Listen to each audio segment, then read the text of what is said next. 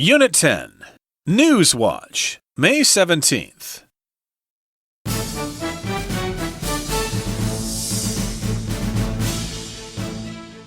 No more puddles with thirsty concrete. Concrete is not something most people pay much attention to. However, a strange new thirsty concrete could change that.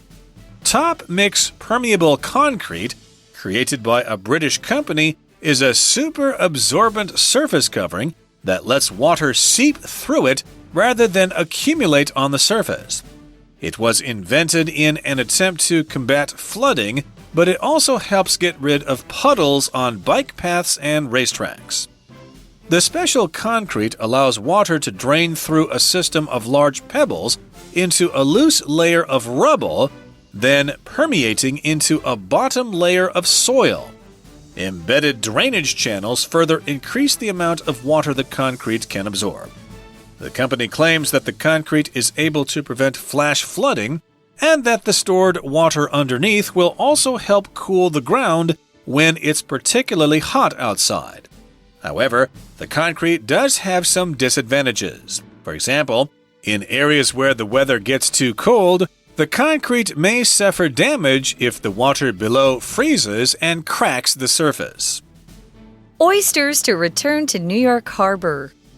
Strange as it may seem, oysters are an important part of New York's history. The waters of New York Harbor were the perfect place for oysters to thrive. In return, the oysters not only kept the water clean, but were enjoyed as a delicacy by the locals.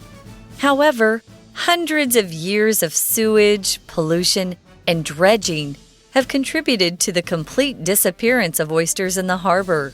That's where the Billion Oyster Project comes in.